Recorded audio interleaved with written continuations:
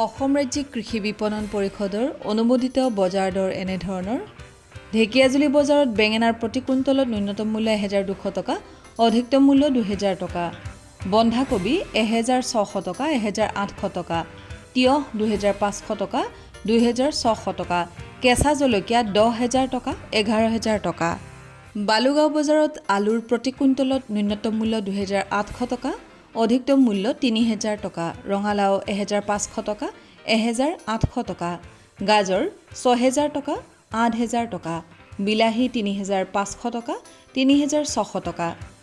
নগাঁও বজাৰত তিতা কেৰেলাৰ প্ৰতি কুইণ্টলত ন্যূনতম মূল্য 3000 টকা, অধিকতম মূল্য 3500 টকা, পটল 2500 টকা, 3200 টকা, পিঁয়াজ 3600 টকা, 3700 টকা, জিকা 2800 টকা, 3500 টকা।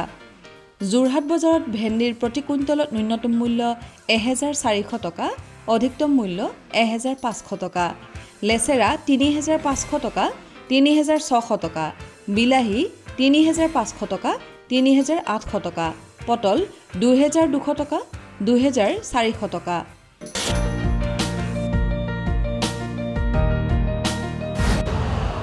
यूरिया का स्वदेशी उत्पादन 70 लाख टन बढ़ाने के लिए 6 उर्वरक संयंत्रों का उद्धार किया जा रहा है। FCIL के गोरखपुर, सिंदरी, तलचर और रामागुंडम संयंत्र, HFCL की बरौनी इकाई और BVFCL की नामरू फोर्थ। सोने पर सुहागा ये है कि देश में अब बनेगा सिर्फ नीम लेपित यूरिया, क्योंकि इससे होगा किसानों का फायदा ही फायदा।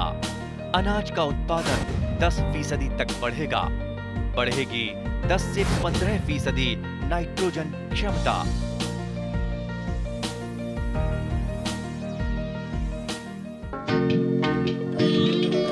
মীন পালন এক লাভজনক কৃষি পদ্ধতি। ৰাজ্যখনৰ গ্ৰামাঞ্চলৰ বহুতো নিবনুৱা যুৱক যুৱতী মীন পালনৰ দৰে লাভজনক কৃষি পদ্ধতিৰ জৰিয়তে স্বনিয়োজন হ'ব পাৰিছে। মীন পালনৰ বাবে আটাইতকৈ প্ৰয়োজনীয় উপাদান হ'ল উন্নত মানদণ্ডৰ মীন পোনা। আগতীয়াকৈ উৎপাদন কৰা এই মীন পোনাৰ জৰিয়তে মীন পোনা উৎপাদনকাৰী আৰু মীন পোনা প্ৰতিপালনকাৰীসকল লাভৱান হ'ব পাৰে। মীন পোনা উৎপাদনকাৰীসকলৰ ভিতৰত অসমৰ এটা আগশাৰীৰ হেচাৰী হ'ল নগাঁও জিলাৰ ছফিকুল মাছ পোনা উৎপাদন কেন্দ্ৰ।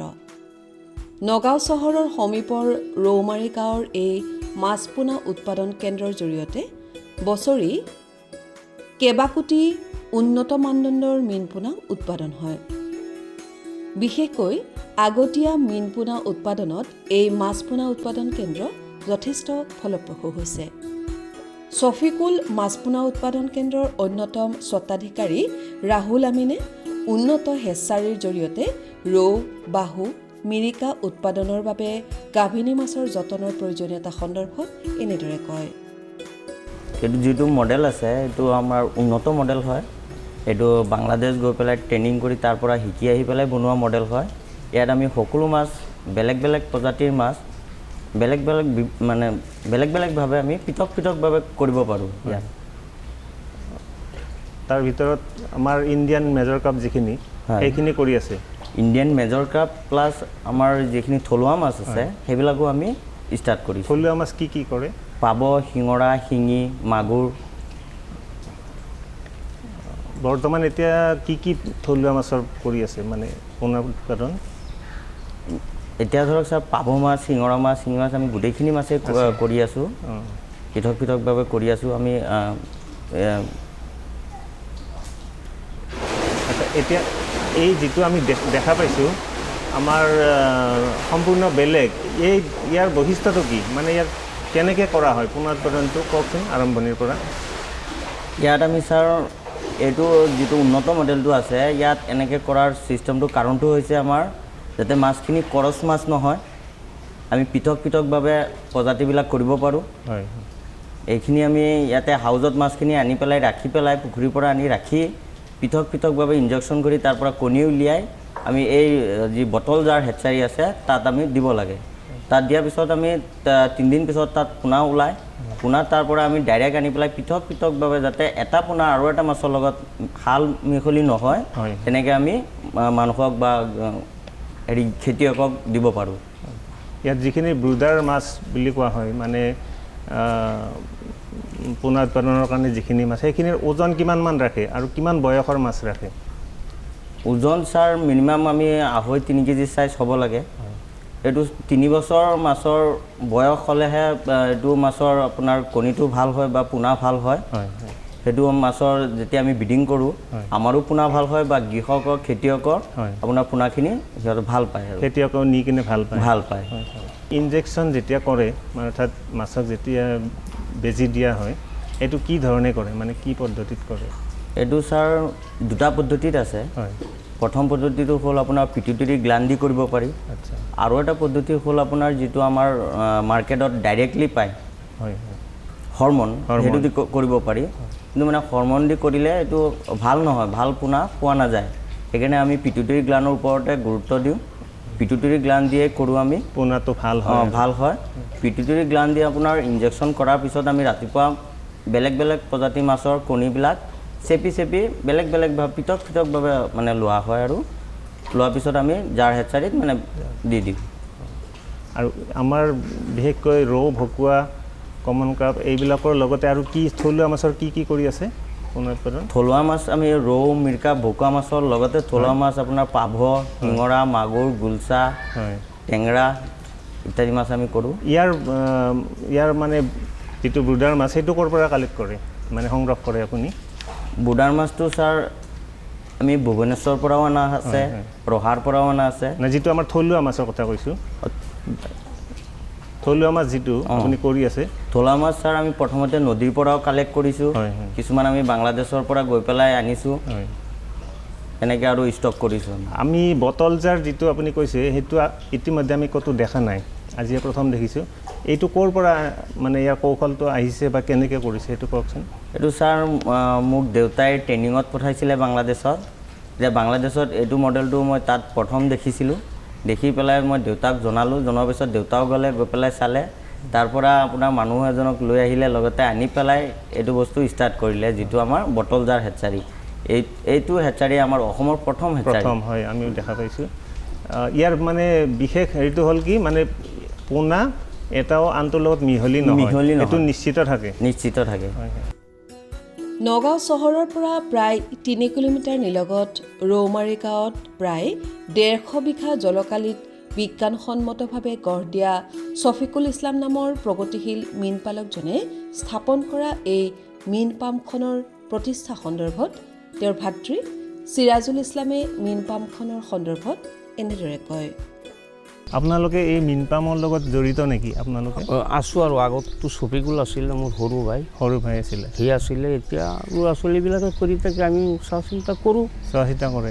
প্ৰথম অৱস্থাত কেনেকুৱা আছিলে এই অঞ্চলটো? এই অঞ্চলটো খুব কমেই আছিলে, খুব দুখীয়া অঞ্চল আছিলে। এতিয়া ধৰক এইবিলাক কৰি পেলাই সিটো বাহিৰৰ পৰা মাছ টাছ আনি পেলাই পোনা বনায়, বনোৱাৰ পিছত মানে পোনাটো আমি মাছটো ডাঙৰ পাওঁ ইয়াত। চবেই ডাঙৰ বুলি আহি চবেই নিয়ে, চবেই ভাল পায়। বহুত মানুহে কাৰোবাৰটো কৰি আছে, কৰি পেলাই বহুত লাভৱান হৈছে। আৰু আপোনালোকৰ মানে এইটো পেছাগতভাৱে এইটো মীন পালন কৰি আছে প্ৰত্যেকজন মানুহে বহুত মানুহে মীন পালন কৰিয়ে ঘৰ চলি আছে। বহুত লাভোন্নত হৈছে বহুত। আৰু স্থানীয় মানুহ কিদৰে উপকৃত হৈছে? এই মাছ পুহি প্ৰত্যেকে মাছ পোহে, পোনাটো ইয়াৰ পৰা লয় আৰু বিক্ৰীও কৰে নেকি? বিক্ৰীও কৰে। মাছ পোনা ব্যৱসায়ো হয়, পোনাটোও ব্যৱহাৰ হয়, ফিংগালো ব্যৱহাৰ হয়, ডাঙৰটোও ব্যৱহাৰ হয় বহুত। আৰু সেই সময়ত মানুহ যেতিয়া প্ৰয়োজন হয় আপোনালোকে সহায় কৰি দিয়ে? বহুত হয়। উল্লেখযোগ্য যে ছফিকুল মাছপোনা উৎপাদন কেন্দ্ৰৰ পৰা প্ৰেৰণা লৈ প্ৰায় 10 বিঘা পানীকালিত চিৰাজুল ইছলামে বিজ্ঞানসন্মতভাৱে মীন পাম প্ৰতিষ্ঠা কৰি লাভৱান হৈছে। নগাঁও জিলাৰে নহয়, গোটেই অসমৰে গৌৰৱ ছফিকুল মাছপোনা উৎপাদন কেন্দ্ৰৰ জৰিয়তে মাছপোনা প্ৰতিপালনৰ ব্যৱসায় কৰি বহু লোক স্বনিয়োজিত হৈছে। মাছৰ পোনা প্ৰতিপালন অতি লাভজনক। কম দিনৰ ভিতৰত একক ভূমিখণ্ডৰ পৰা অধিক লাভৱান হ'ব পৰা এই কৃষি পদ্ধতিত নিয়োজিত হৈ কেনেদৰে স্বনিয়োজন হৈছে সেই সন্দৰ্ভত স্থানীয় যুৱক ৰিয়াজুদ্দিন আনচাৰী আৰু তেওঁৰ সহযোগীসকলে এনেদৰে কয়। আপুনি ছফিকুল মাছ পোনা উৎপাদন কেন্দ্ৰৰ পৰা পোনা লৈ যায়? মই ছফিকুল মাছ কেন্দ্ৰ উৎপাদন কেন্দ্ৰৰ পৰা স্পনটো নিওঁ। হয়। স্পনটো নি পেলাই মোৰ নাৰ্চাৰী পুখুৰী আছে, ডাঙৰ পুখুৰীও আছে। প্ৰথমে নাৰ্চাৰী পুখুৰীত মই মেলি দিওঁ, তাতে এমাহৰ ভিতৰত ফিংগাৰলিং হৈ যায়। হৈ যোৱাৰ পিছত মই কিছুমান বিক্ৰীও কৰোঁ, আকৌ কিছুমান নিজৰ পুখুৰীত দিয়াৰ কাৰণেও ৰাখি দিয়ে। কেনেকুৱা ইয়াৰ ফলাফল কেনেকুৱা পাইছে? ইয়াৰ ফলাফলটো ভাল, মানে অন্য হেচাৰী যিখিনি আছে তেওঁলোকৰ সুকীয়া হিচাপে মাছৰ পোনাখিনি উৎপাদন কৰাৰ সুবিধা নাই, মানে সংমিশ্ৰণ সম্ভাৱনা থাকে। ইয়াতে ৰৌ ক'লে ৰৌৱে পাওঁ, ডেকেৰা ক'লে ডেকেৰাই পাওঁ, মিৰ্কা ক'লে মিৰ্কাই পাওঁ, ভাঙন মানে বিভিন্ন সকলো জাতৰে বেলেগ বেলেগকৈ তেওঁলোকে প্ৰডাকশ্যন কৰে আৰু আমি চাহিদা অনুযায়ী ইয়াত পাওঁ আৰু ৰাইজেও পায়। সকলো ৰাইজেও আহে, ময়ো আহোঁ, আহি পেলাই ইয়াৰ পৰা মোৰ চাহিদাখিনি পূৰণ কৰোঁ। আপোনাৰ যিখিনি অতিৰিক্ত আপোনাৰ বাচি যায় সেইখিনি কি ব্যৱসায় কৰে, মানে বিক্ৰী কৰে? সেইখিনি মই বিক্ৰী কৰি দিওঁ। হয়, কেনেকুৱা লাভালাভ কেনেকুৱা? লাভালাভ ভালেই, মুঠতে মই চলিব পৰা হয়। মানে সেইটো কোন বজাৰত লৈ যায়? মানে আপোনাৰ প্ৰতিপালন কৰা মাছখিনি আপোনালোকৰ বজাৰৰ কিবা সুবিধা আছে নেকি? বজাৰত নিৰিখ নাই, যোনটো বজাৰত মানে দামটো বেছি পাওঁ তাতে লৈ যাওঁ। গৈ আছে, ডিব্ৰুগড়লৈ গৈ আছে, তিনিচুকীয়া গৈ আছে, ধেমাজিও গৈ আছে, আপোনাৰ এই কৃষ্ণাই গৈ আছে, ধুবুৰী ডিষ্ট্ৰিক্ট যে কৃষ্ণাই, তালৈকেও গৈ আছে। নগাঁও জিলাৰ এই আগশাৰীৰ মীন পামখনত পানী পৰীক্ষা কৰা ভালেমান সঁজুলিৰ উপৰিও নিয়মিত পৰীক্ষণৰ ব্যৱস্থা আছে। এই মীন পামখনত প্ৰতিদিনে 10-15 জন লোক প্ৰত্যক্ষভাৱে জড়িত হৈ থাকি কৰ্মসংস্থাপন পাইছে। মীন পামৰ জৰিয়তে স্বনিয়োজন হোৱা স্থানীয় যুৱকসকলে তেওঁলোকৰ মনোভাৱ আমাক এনেদৰে ব্যক্ত কৰিছে। আপোনালোকে কেতিয়াৰ পৰা এই পামত মানে নিয়োজিত হৈ আছে? একদম হেচিং যেতিয়াৰ পৰা আৰম্ভ হ'ল তেতিয়াৰ পৰা আমালোকে ৰাহুল আমিনৰ দেউতাকে যেতিয়া আৰম্ভ কৰিছিল, ছফিকুলৰ লগত মই থকা মানুহ একেলগে কাম কৰি আছে। আপোনাৰ কি কি কাম কৰে? এই মাছৰ বেজী কৰিব লাগে, মাছ ধৰিব লাগে, মাছ আকৌ নিব লাগে, হয়, আকৌ মাছ পেলাব লাগে, হয়, আকৌ টানিব লাগে, মাছ ধৰে। আৰু দানা দিয়া? দানা দিব লাগে, চূণ তুনো দিয়ে, চূণ দিব লাগে, আকৌ দাৱাই দিব লাগে। হয়, এইবিলাক চব ৰাহুল আমিনে দেখাই দিয়ে। চব সেইধৰণে আপোনালোকে কৰে। আৰু আপোনালোকৰ এইটোৱে কাম নে আৰু কিবা অন্য কামো কৰে? এইটো কাম নকৰে, গোটেই বছৰটোৱে এইটো কামে কৰে। পৰিয়াল আপোনালোকে ইয়াৰ পৰাই? পৰিয়ালটো আমাৰ ইয়াৰ পৰা চলি আছে। চলি আছে। কিমানজনমান মানুহ আছে আপোনালোকে? ইয়াত মানুহ ধৰক 12জন মানুহ আছে। পুৰা সদায় কাম কৰিয়ে থাকে? সদায় কাম কৰা মানুহ। গোটেই বছৰটো কাম কৰে? গোটেই বছৰ কাম কৰে। চবেই চলি আছোঁ এইটো কাম দি পেলাই। এইটো কামৰ পৰাই চলি আছে? 20জন মানুহে কাম কৰি আছোঁ। হয়, আৰু এই যেতিয়া পোনা বিক্ৰীৰ সময় হয় তেতিয়াতো বহুত মানুহ আহে? তেতিয়া আৰু বহুত মানুহ। তেতিয়া আপোনালোকৰ কৰ্মব্যস্ততা বাঢ়ি যায়? তেতিয়া মানুহ আৰু ল'ব লাগে। আৰু মানুহ আহে? মানুহ আৰু ল'ব লাগে। সেইবিলাক মানে স্থায়ী নহয় আৰু হাজিৰা হিচাপত? হাজিৰা চিষ্টেম দিয়ে। সকলো বিজ্ঞানসন্মত প্ৰযুক্তি কৌশলেৰে পৰিচালিত হোৱা ছফিকুল মাছ পোনা উৎপাদন কেন্দ্ৰৰ উত্তৰণত মীন বিভাগে যথেষ্ট সহায়ৰ হাত আগবঢ়াইছে। বিশেষকৈ ন প্ৰযুক্তি কৌশলৰ যথোচিত প্ৰয়োগ, প্ৰজাতিৰ ভিন্নতা, অৰ্থনৈতিকভাৱে গুৰুত্বপূৰ্ণ মাছ পালন আদিত মীন বিভাগে এই মাছ পোনা উৎপাদন কেন্দ্ৰক যথেষ্ট সহায়ৰ হাত আগবঢ়াইছে। এই সন্দৰ্ভত মীন পৰামৰ্শদাতা আবু সুবানে এনেদৰে কয়।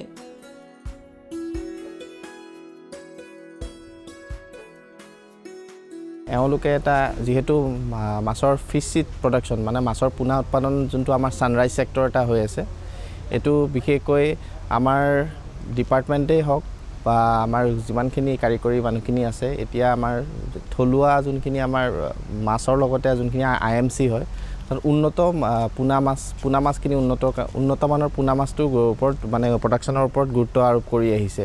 গতিকে এই ক্ষেত্ৰত আমাৰ ছফিকুল মাছ পোনা উৎপাদন কেন্দ্ৰৰ লগত জড়িত ৰৌমাৰীস্থিত নগাঁৱৰ এইটো আমাৰ তেওঁ যোনজন আমাৰ ছফিকুল তেখেতৰ ল'ৰাই এতিয়া কৰি আছে।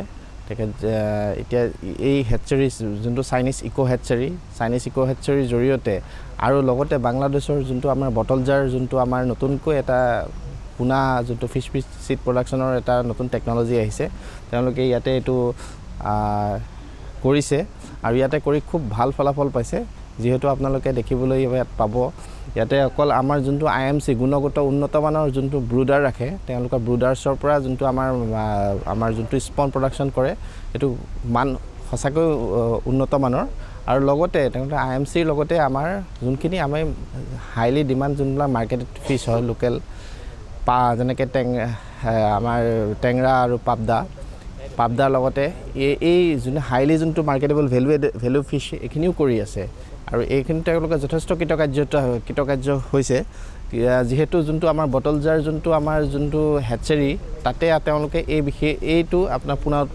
পেটুটৰী গ্লেণ্ড দি পেলাই তেওঁলোকে এইটো ব্ৰিডিং কৰিছে আৰু ইয়াতে তেওঁলোকে যথেষ্ট ছাকচেছ হৈছে আৰু ইয়াৰ পোনাটোৰ বহুতো হাইলি ডিমাণ্ড আৰু তেওঁলোকৰ এই বস্তুৰ পোনাটো বহুত ইয়াতে নহয় অকল নগাঁও অঞ্চলতে নহয় বহুত দূৰ দূৰণিৰ পৰা এই পোনা ক্ৰয় কৰিবলৈ মানুহ আহিছে আৰু আপোনালোকে ইয়াৰ পৰা যদি কিবা আপোনালোকে হেৰি কৰে ছফিকুল মাছ পোনা উৎপাদন কেন্দ্ৰ ৰৌমাৰী তেওঁলোকৰ লগত যোগাযোগ কৰিব পাৰে আৰু বিশেষকৈ পোনা উৎপাদনৰ ক্ষেত্ৰত তেওঁলোকে যথেষ্টভাৱে অভিজ্ঞ কিয়নো তেওঁলোকে ডিপাৰ্টমেণ্টৰ পৰা যোনখিনি আমাৰ চাইণ্টিফিকভাৱে যোনখিনি আমাৰ কালচাৰ কৰিব লাগে বা পোনা কেনেকৈ উৎপাদন কৰিব লাগে সেইখিনি ট্ৰেইনিং বা কেপাচিটি বিল্ডিঙৰ যিমানখিনি ট্ৰেইনিং আছে তেওঁলোকে কলেজ অফ ফিচাৰিজ বা আমাৰ ডিপাৰ্টমেণ্টৰ যোনখিনি ট্ৰেইনিং তেওঁলোকে পাই আছে আৰু এই ট্ৰেইনিং লৈ পেলাই তেওঁলোকে এতিয়া নিজাববীয়াকৈ এইটো কৰি পেলাই লগত এওঁলোকে যোনখিনি এমপ্লয়মেণ্ট জেনেৰেশ্যন কৰিছে ইয়াৰ লগতে বহুতোখিনি মানুহ জড়িত হৈছে ওচৰৰ পাজৰৰ মানুহ তেওঁলোকে লগতে নিবনুৱাৰ কাৰণেও এটা ৰাস্তা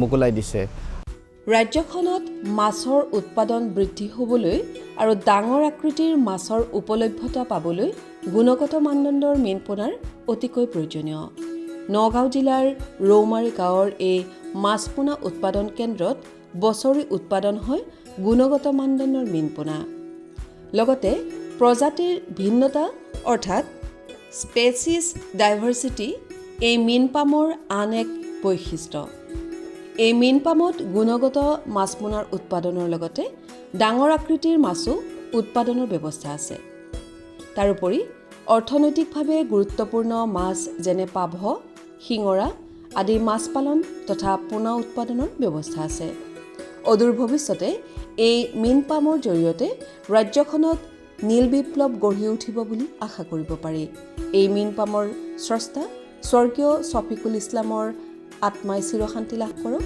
আৰু সুযোগ্য সন্তানসকল মীন পালনৰ ব্যৱসায়ৰ জৰিয়তে জ্যোতিষ্মান হওক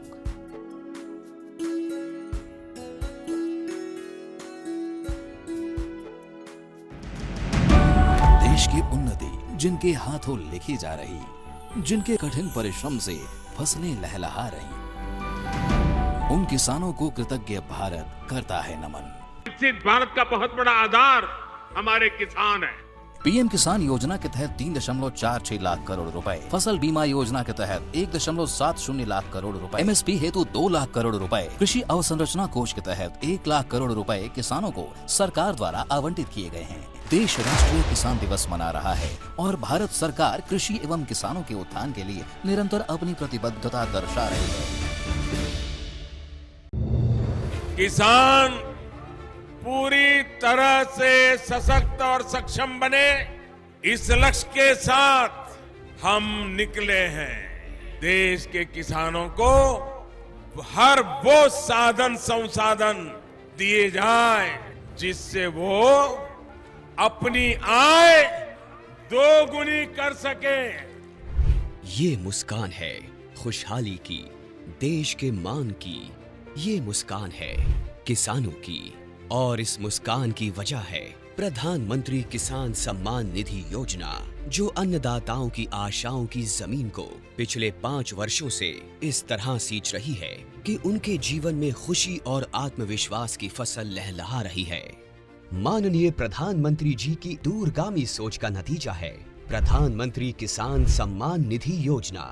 लगातार तीसरी बार चुनी गई सरकार का पहला निर्णय किसानों के बारे में है।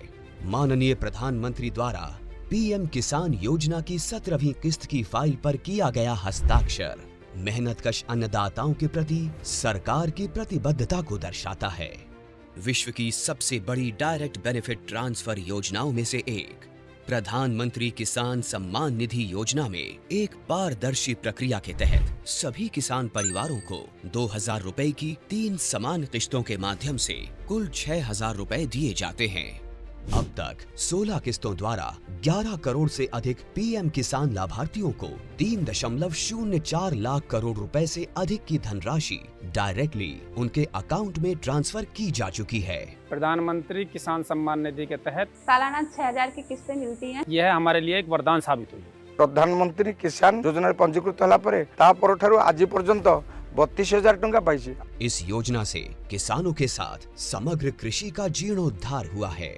देश के माननीय प्रधानमंत्री श्री नरेंद्र मोदी जी के विजन के तहत इस योजना को किसान केंद्रित डिजिटल बुनियादी ढांचा में तब्दील किया गया है, जिसमें बिना किसी बिचौलिए के किसानों को सीधे किस्तों का भुगतान किया जाता है।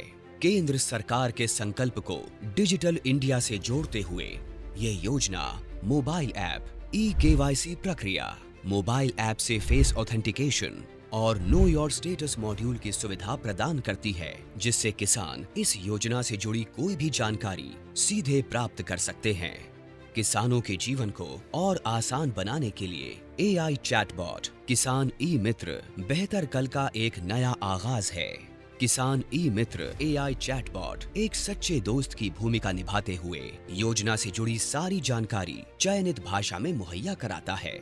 पीएम किसान की 17वीं किस्त के रूप में आज माननीय प्रधानमंत्री द्वारा 9.26 करोड़ से अधिक पात्र किसानों को 20,000 करोड़ रुपए की धनराशि सीधे उनके बैंक खातों में ट्रांसफर की जा चुकी है। केंद्र सरकार की एक और अहम पहल है कृषि सखी, जो ज्ञान और महिला सशक्तिकरण का अद्भुत संगम है। कृषि सखी अभियान द्वारा गांव की महिलाओं को पारंपरिक कृषि प्रथाओं से लेकर नवीन तकनीकों के बारे में प्रशिक्षण दिया जाता है, जो महिला किसानों को आर्थिक व सामाजिक रूप से मजबूत बनाता है। गांव की हर महिला को इस मुहिम से जोड़ने के लिए माननीय प्रधानमंत्री श्री नरेंद्र मोदी जी द्वारा 30,000 से अधिक स्वयं सहायता समूहों का कृषि सखियों के रूप में प्रमाणीकरण किया गया है। कृषि सखी हमारी सहेली जैसी हैं और गांव-गांव में आती हैं, हमको खेतीबाड़ी के बारे में बहुत कुछ सिखाती हैं। ऐसे अनूठे प्रयासों से देश का किसान स्वाभिमानी, स्वावलंबी, सशक्त और आत्मविश्वासी बन रहा है। किसान भाइयों गांठ बांध लो, गांठ बांध लो, बहुत बहुत है काम की समृद्धि के पैगाम की। मिट्टी के मिजाज को समझो, मिट्टी के हर राज को समझो, मिट्टी की तुम जांच कराओ, मुफ्त सॉइल हेल्थ कार्ड ले जाओ। कभी मुनासिब बीज लगाओ, सही किस्म की खाद ले आओ, जितनी जरूरी उतनी डालो, सही मात्रा खुद पहचानो, इसको अपना मंत्र बना लो, मिट्टी की सेहत तो जानो। बात बहुत है काम की, कम लागत अधिक वरदान की। किसान भाइयों गांठ बांध लो, आज ही मिट्टी की जांच कराएं। राज्य सरकार के कृषि अधिकारी से संपर्क करें और मुफ्त में सॉइल हेल्थ कार्ड पाएं। कृषि और किसान कल्याण मंत्रालय द्वारा किसान हित में